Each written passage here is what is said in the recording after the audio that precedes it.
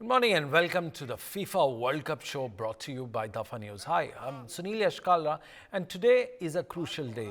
The World Cup final approaches and it seems to be falling apart at the seams for the defending champion France. Three of the top players, Kingsley Coman, Diao, Upamecano and Adrien Rabiot, who have played pretty sizable role in France's journey to the final, have experienced flu-like symptoms. Recently, star striker Karim Benzema, who yesterday rumored to have been a part of the probables, has refused after a lengthy injury, has declared via social media that he is not interested in the finale. Meanwhile, Argentina await, it seems destined for Leo Messi to finally get his hands on the ultimate prize in football. Meanwhile, Morocco and Croatia will battle it out for the third place in the World Cup match. Well, a week ago, if somebody asked Morocco, can they be playing their seventh match of this World Cup? The answer would have been no. But today, things are different. Morocco will look to cap their incredible World Cup run with their third place medal, while Croatia, last year's finalist with Luka Modric, will be hoping for a second medal, finishing in two consecutive editions. We have a very strong and special panel with us. Both of them are Arsenal fans and die-hard sports football FIFA fanatics. Welcome to the show, Ranjit Bajaj and ace photographer, the Picasso of photo camera, Atul Kazbekar. Welcome to the show, gentlemen. We'll start with Atul Kazbekar, who's got a smile on his face. Atul, how does it feel for a Morocco coach who last year was getting coached by Arsenal's coach? Your views on it? Well, I think for all Moroccans, for all Africa, it's one heck of a journey. And to be fair, to date, I've never watched the third place game because it seemed a bit pointless to me. I think after you've lost the chance of making it to the final, it's a bit much to ask players to come back on the field and do this. But I think for Morocco, this will be a far more important game than it will be for the Croatian players, because for them, it's having been second last year and the chance of being third or fourth this year. So, for them, it's a step down no matter what happens in the game. So I don't think Luka Modric, who I think is amongst the top two, the other being Kevin De Bruyne, of course, as a central attacking midfielder, and really one of my favorite players out there. But I mean, he was second last year, so it's everything to play for Morocco. And for what it's worth, I hope they get the third at least. Well, absolutely. You said everything to play for Morocco. Ranjit Bajaj, let's look at the tactical part of it. Do you think the legs will be tired, considering the injury that the Moroccan players had in the past week or so? Do you think they're running out of the steam for this match? This is a crucial match. Thank you so much, Sunil, for having me. Now, the thing here is that I would actually go the opposite way.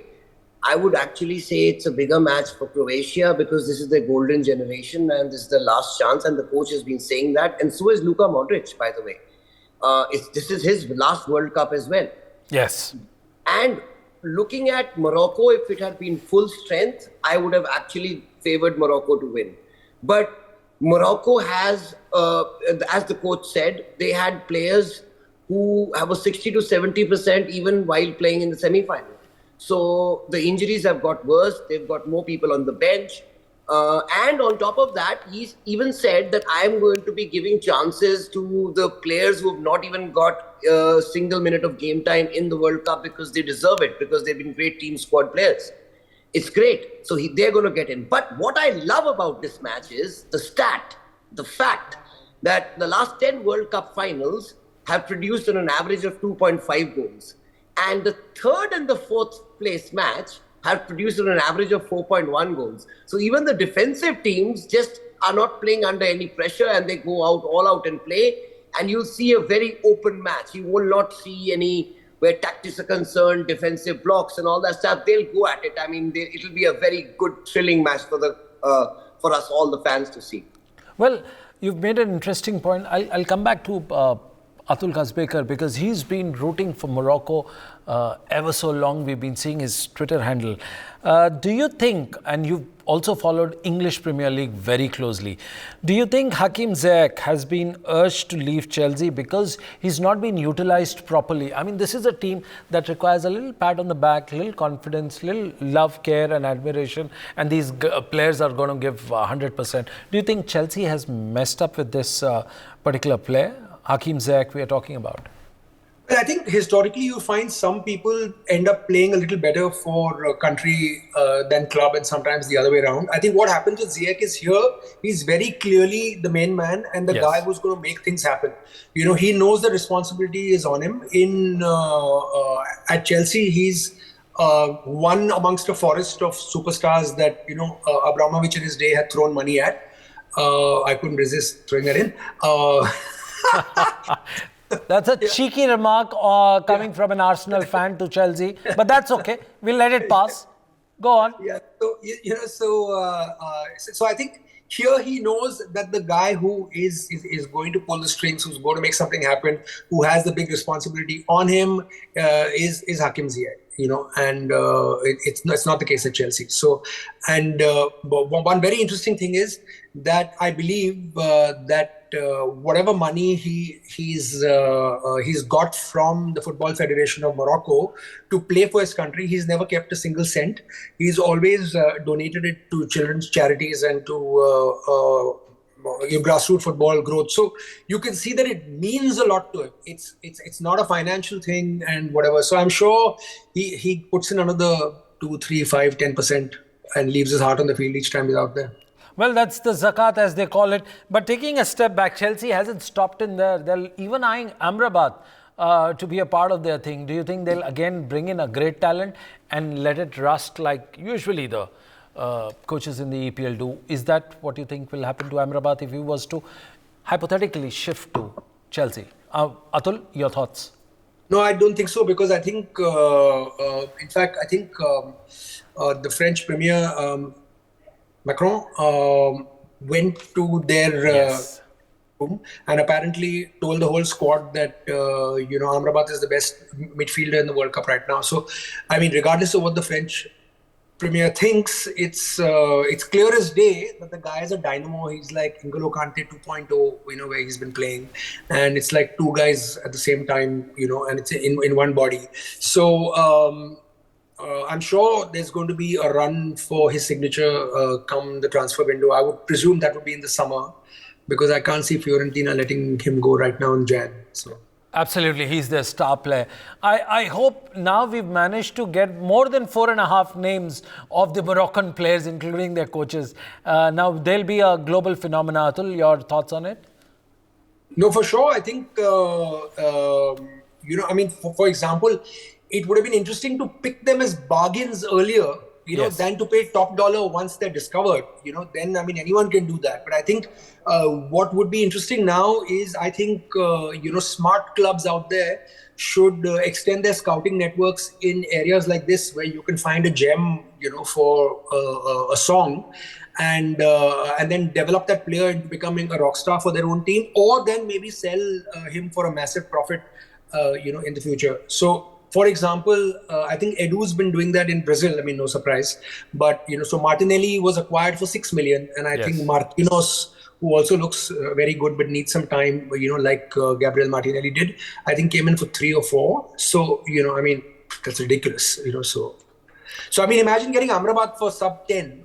Yes. That would have been a highway robbery.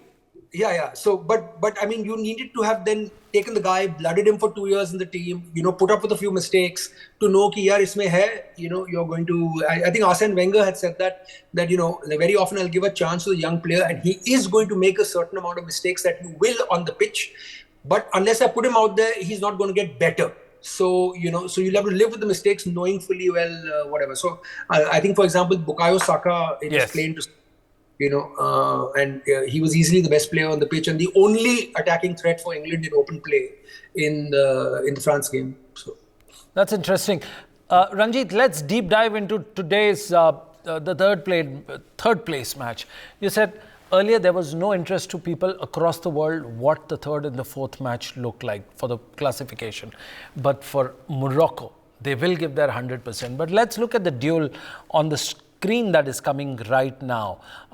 You're looking at man-to-man kind of a thing. You've got a brilliant goalkeeper in Bono and the Croat keeper. Let's look at their face-to-face head-on. Where do they stand? Your views, Ranjit. See, they both, like you're talking about Amraman, and then we're talking about Luka Modric on the other side. We are talking about all these guys who have now, and Bono, the goalkeeper, all these guys who not only, by the way, will be looking at this just as a third, fourth place match, but they will be looking at it as an opportunity to impress the scouts and the coaches and the owners of clubs all over the world.